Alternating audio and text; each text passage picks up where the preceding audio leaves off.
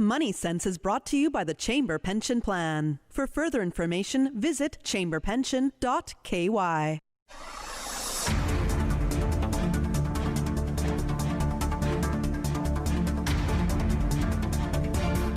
From Radio Cayman Studio, this is Money Sense, bringing an informed financial perspective to the Cayman community. It is said that the future is not written. Noted time traveler Sarah Connor maintains that there is no fate but what you make.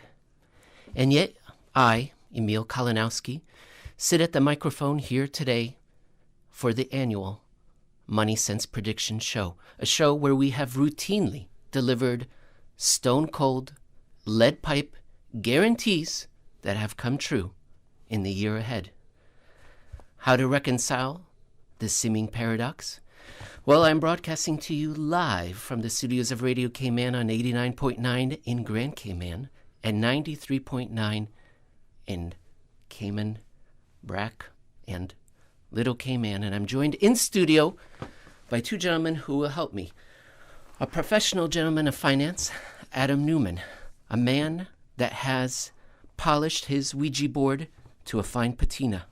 I'm also joined by Simon Kadri, an upstanding member of the financial community, long time, very seasoned, and has also cut his tarot deck and is ready to deal. Gentlemen, the Prediction Show, welcome. It's a pleasure.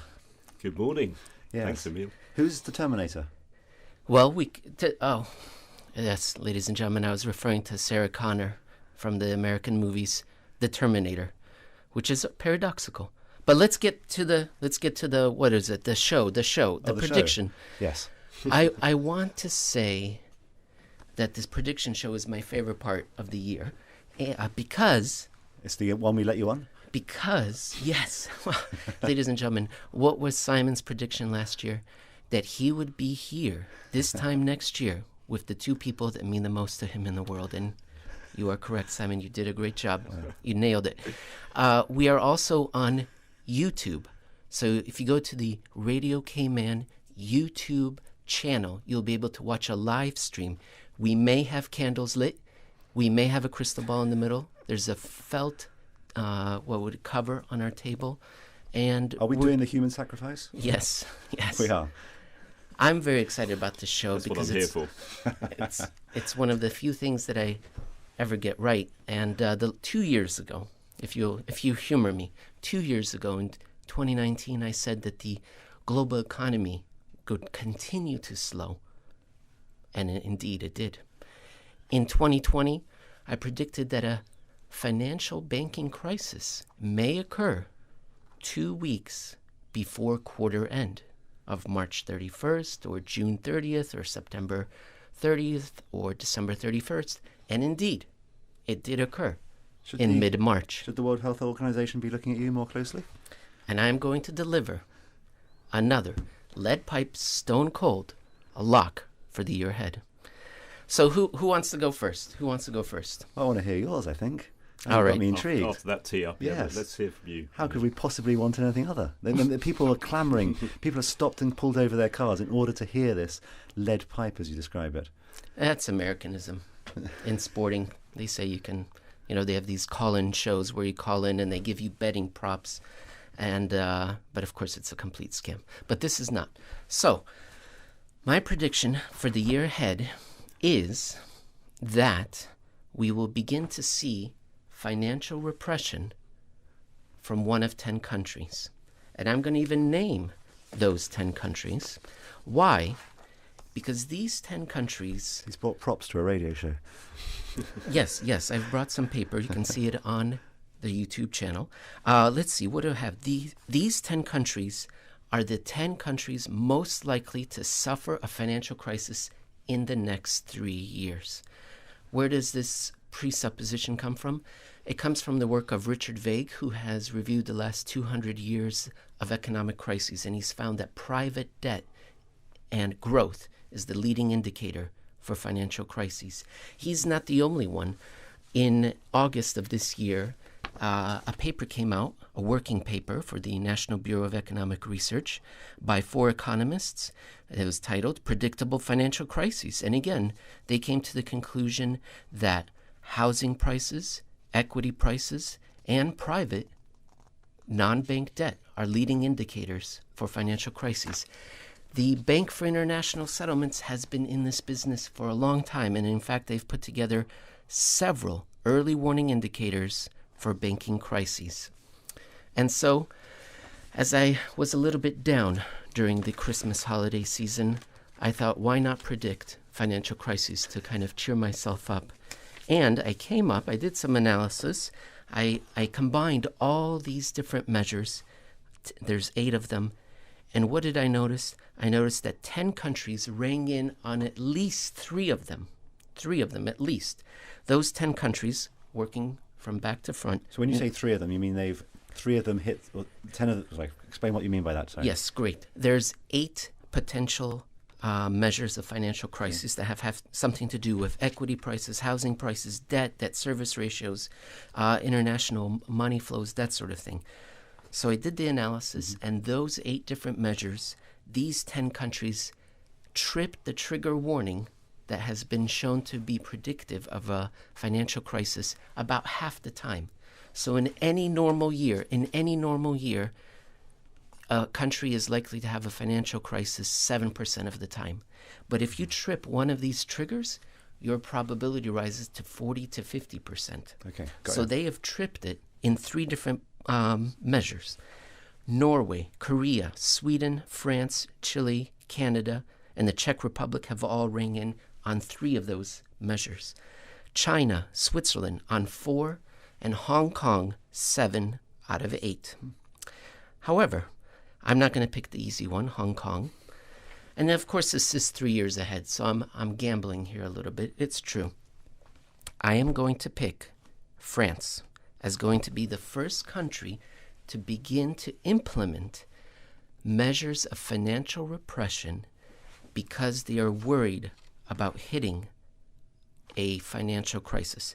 And the reason why I have picked them is because not only do they have a lot of these early warning indicators being tripped, they have a tremendous amount of government debt.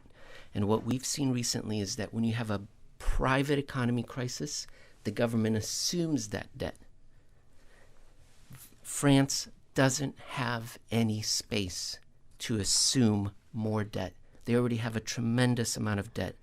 Therefore, they're going to have to step in and start making the markets different than what we've been used to over the last 40 years. So what do you mean by, what's your expectation for what financial repression may look like? Here are some financial repression possibilities. I wish you'd never asked. Go on. Nationalization and regulation of financial institutions, government-mandated interest rates, capital controls, restrictions on available investments. For example, you can't invest in certain countries, or you can't invest off the French stock exchange. Transaction taxes. If you buy any sort of capital investment, you have to pay a tax, except for government debt in France. Capital levies, wealth taxes, rent controls, dividend and earning controls, restrictions on the ownership of gold, restrictions on private sector capital issues. Given the, it'd be unusual for France to be able to act unilaterally on most of those things you just talked about, being, one of the most important, being in the EU and being one of the most important parts of the EU. So a crisis in France is likely, and those measures likely to trigger a far bigger crisis across the EU. I agree. It's going to be a very difficult situation for France because they can't do it unilaterally. France is your amuse-bouche, so to speak, for the rest of Europe blowing up. I'm an American. I don't speak French. It sounds beautiful. What does that mean? Amuse-bouche. What does that mean? Tell Just me. your little appetizer, your taster. Beautiful. I love it. Yes. There. We only have a limited amount of time in the show, so I don't want to monopolize it. We have 6 minutes before the break. What would you guys like to do? Would you guys like to do your predictions, or would you like to keep Why France, though? I want to ask that question. Why France? Why did you choose France over all the others? I chose them because that government debt measure, so they can't absorb any more debt, and they have a history of doing this. There's a word called dirigiste. That was first brought up in 1947. That was the first time it was ever created, and that means it's state control of the economy or intense state involvement in finance. And that came in the 1940s in France, and that was during a period of intense financial repression in France, where they commandeer insurance companies, banks, and inflated away all the debt that they had earned and worked up during the Second World War.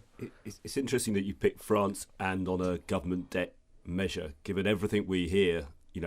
Italy is the standout, one of the largest countries in Europe, standout government debt to GDP. So where does and the ECB has stepped in to support Italy, as they do, across all of the EU, by buying government debt. So I'm surprised that Italy isn't up there or perhaps more vulnerable on that measure. We often hear that it is public debt that is the trigger, that is the concern. But these studies that I mentioned at the beginning of the show have found that it's not public debt, it's private debt that triggers financial crises.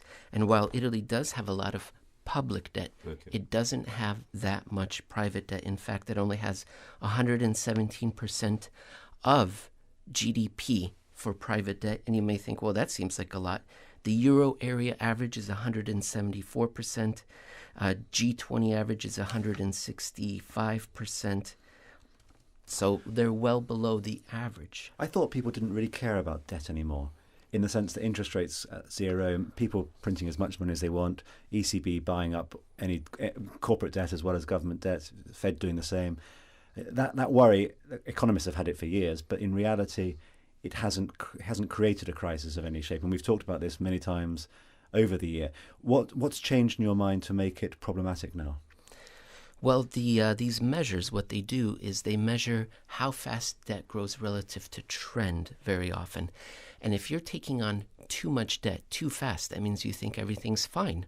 When then you start making debt and credit extension to projects that will not return on investment, and you'll have a difficult time to service that debt. And indeed, France has triggered the debt service ratio, which compares how much of your economy is being devoted to servicing debt as a proportion of your income. And let's see, where is France here? Oh, here. Say something. Say that joke that you know. Say something profound. 21%. Let me see. Oh, I wish I had drawn a line here. Tell that joke that you know, Simon. Yes. About Americans. 21% of French private income is going towards servicing debt. Okay. That's a lot. Even, with these very low interest rates. That's right, if they ever rose. Okay, well, that's suitably optimistic, thank you. Not just financial crisis, the beginnings of financial repression. There is one thing I will say, though. Your categories of what constitutes financial repression, I think you listed half a dozen, maybe a dozen. There are a couple of things in there. And people, when one uses the word repression, it often sort of signifies a little bit regressive as well. In other words, it's penal to certain people. One of the things you mentioned in there, wealth tax, arguably is actually very progressive. And a wealth tax doesn't need to be repressive for financial growth conditions, because by definition people don't spend their wealth.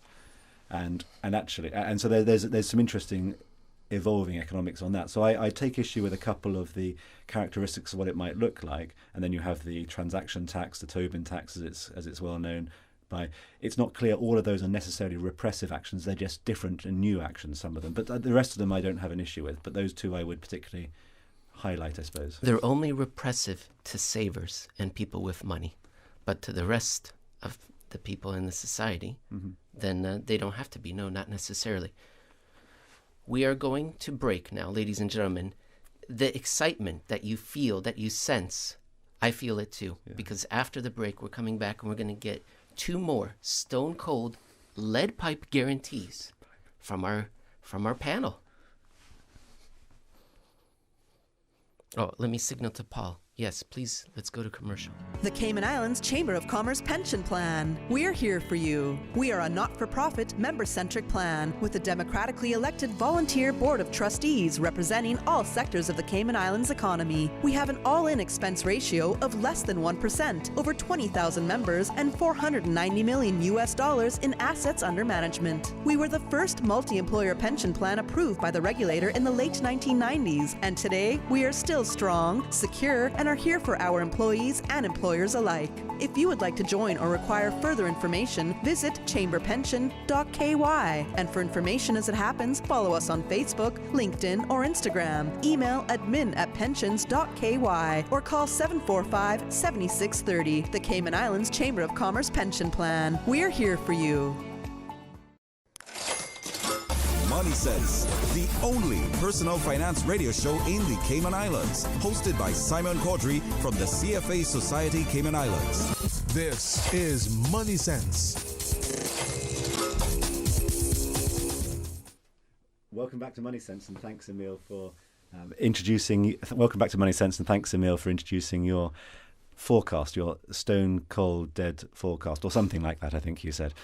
We now turn to Adam, and this is quite a momentous day for Adam, because he's going to be giving his forecast, but in actual fact, his mother has flown all the way over to the Cayman Islands in order to be able to listen live to his forecasts on Radio Cayman.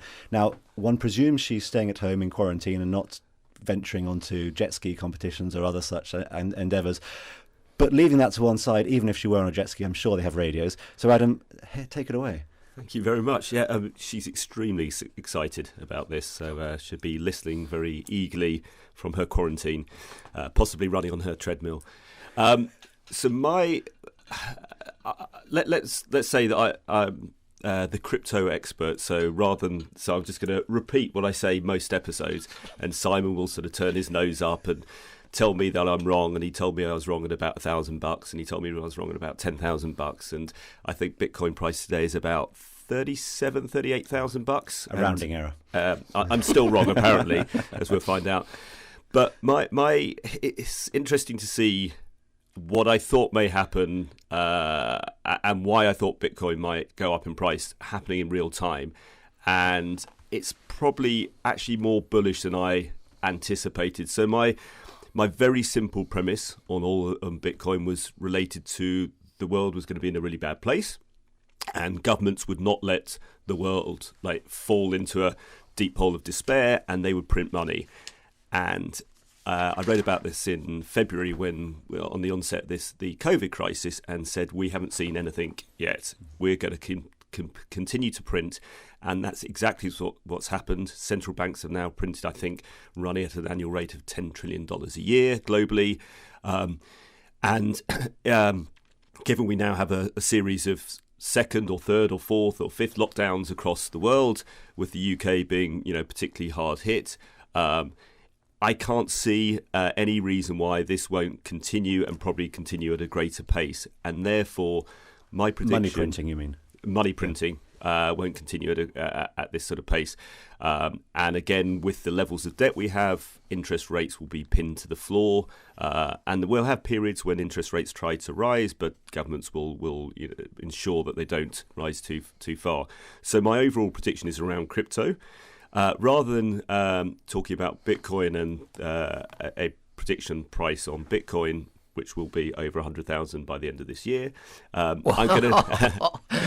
Well, wow. we only have to go up. Amazing. We only have to go up just a little more than twice from where we are now.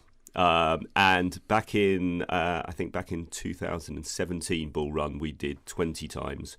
I mean, obviously we've already gone up a long way from the lows in March, but I've been turning my attention to decentralized finance, DeFi. So today, I think actually as of yesterday, the whole crypto space was valued at $1 trillion. It took Apple 42 years to achieve a $1 trillion valuation. It's taken crypto about 12 years. But Apple had the rather naive premise that it was going to make a product, which people were going to buy. I mean, that's I know that's a hindrance for the real world. Exactly. They've made phones that everyone wants to consume. Yeah, it's a terrible mistake. Bitcoin has basically built an entire new financial system which enables no one uses. Everyone uses. As long as you have a smartphone or you can, and an internet connection, you can transact and interact with this revolutionary system. Okay. Simon's totally turning his nose up at all of this.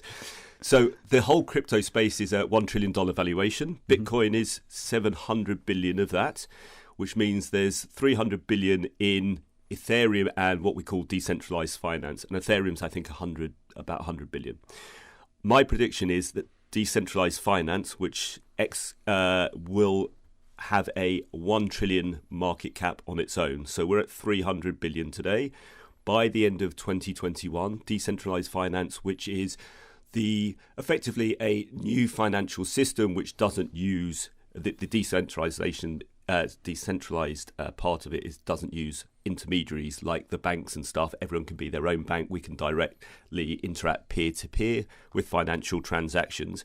That whole space will become over $1 trillion in market cap by the end of 2021. Love it. Specific, bold. Simon, can you match those predictions? No, I don't. I don't have a problem with the argument that decentralized finance is both necessary, long overdue, and highly desirable. I have no issue with that because the banking system in every country is an absolute shambles and an embarrassment to the world of technology in which we live in. That's unambiguous. And if you meet a banker and they're proud of the payments mechanism that they operate, they're dumb and stupid. So I don't take issue with that. The only issue I have with this concept is simply the valuation of it as to why should it be worth 1 trillion? Why not 20 trillion? Why not 4 gazillion? Why not 5 Googles? It's rather, it brings to mind something I think JP Morgan published on Monday. They said that Bitcoin would be 118,000 or something. And it reminds me very much of the dot-com bubble, where it was a race to publish the highest number that one could without necessarily having any reason underneath that. And you talked about Apple as two products. So I don't disagree that decentralized finance is absolutely the way of the future. It's just I struggle with why should a digital currency, one specific digital currency, be worth X versus Y? And I can't reconcile that in my mind. So the use of the system, I'm all for. I think it's necessary, long overdue, etc. But it's just the valuation of it, which I can't self-reconcile, because it could easily tomorrow be worth $1. It would make no material difference to the world. It would still permit decentralized finance. No, because that's not the how value gets transmitted and stuff. It couldn't be worth $1. If it was worth $1, no one would be able to use it. But you could use a different form of decentralized. So it's the methodology, the blockchain methodology could still work, even if Bitcoin itself. Yeah, but that blockchain has to have a value, and that value is displacing current financial system, traditional finance, and that's so.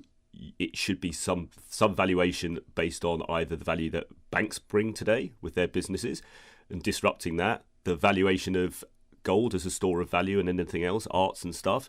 It should be... Well, so that's an interesting one, because banks are traditionally worthless. They're all worth less than book value. So actually banks bring negative equity. I mean, if you were to break up a bank, it would be worth more than it is currently today, because they all trade below book value. So actually, banks are a cost to the financial system. Interesting, and they never used to. Banks always used to trade above book value. They used to make a profit. It's very hard in this sort of era of financial repression. So arguably, actually, the fact that banks trade below book value is maybe a signal of what's happening in terms of the disruption, and that value is being accrued elsewhere in crypto, for instance. Mm-hmm. But we don't want to let you get out of this, Simon, so we still need to go back and hear your prediction for the year. Well, thank you. I appreciate that. And mine is going to be a slightly more ephemeral one in some respects. And I'm going to give a little bit of background as to why. That sounds like woolly. Yes, that's possibly true. Woolly for a good reason, which is, and I'll say this at the beginning, I'm no expert scientist, and I think people need to bear that in mind. But what has struck me over the past 12 months, and this isn't a COVID prediction at all, but it's based on the science that's had to be done as a result of the money that's poured into the research for COVID. And what strikes me is that we've seen a huge number of companies receive funding that previously they never would, and often were never even expecting. And that has led a lot of companies down paths that have previously never hitherto been explored. So we're talking about genomic sequencing, which is now to a penny. It used to be incredibly expensive. We're talking about RNA sequencing, which has never been done really before, and using RNA in actual vaccines and in actual molecules for treatments. So the prediction I have is really one based on the amount of money that has opened up doors to science which previously weren't even considered available doors. And a lot of this money will fail, as it always does in science. Science is a process of trial and error, and failure is a deliberate and important part of getting science right. But what it seems to me is though the unintended consequence of the wall of money that's gone into this field is that we will, over the next 2 to 3 years, find companies which will deliver novel and incredibly interesting solutions to medical problems that we all currently experience that previously had no possible solutions to. And so what does that mean for an investor? That means you're going to have to do a hell of a lot of hard work, because 99% of these companies that are exploring these things will fail miserably. But there will be some companies that will have used the money they've spent on RNA testing and all that sort of stuff that's been going on, and genomic sequencing, and understanding the use of genes in the human body and what influence they have, and how treating those or changing those can potentially have huge beneficial consequences. We will find, I think we will be entering an era of more comprehensive understanding of the human genome, and that will lead to quite innovative and exciting treatments for diseases that are previously untreatable. Meaning that people, if they want to, should be looking at some of the smaller biotechnology type of companies as areas of research and learning more about this subject, because it's going to become increasingly important for the human race, frankly.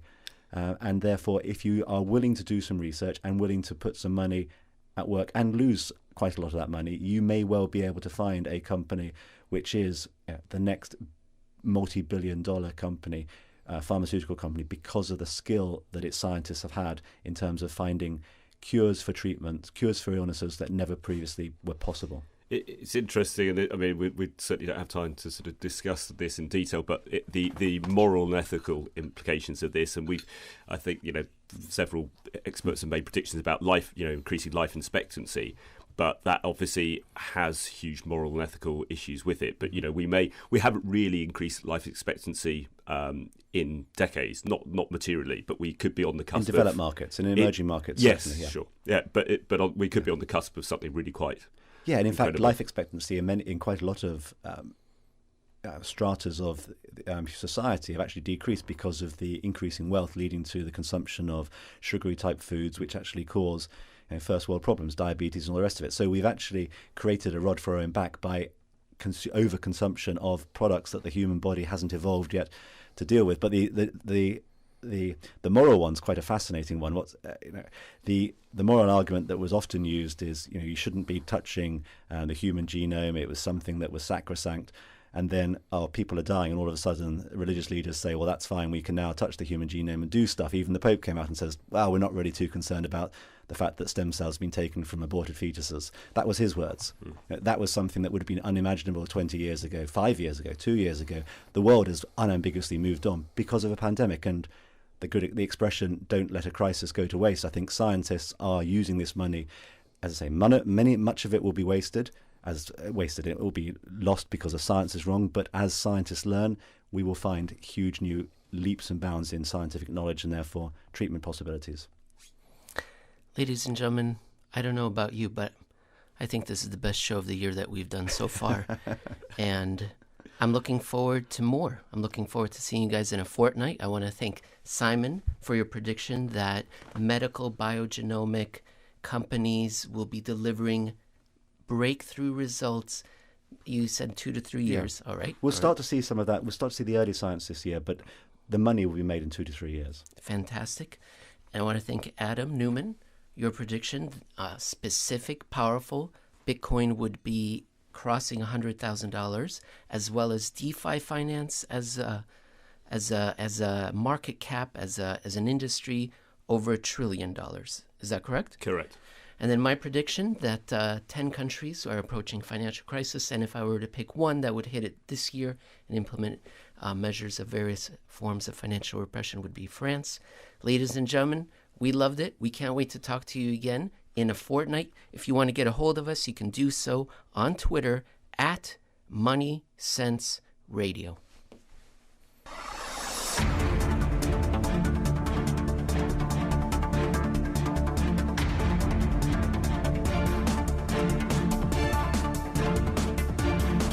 Money Sense is brought to you by the Chamber Pension Plan. For further information, visit chamberpension.ky.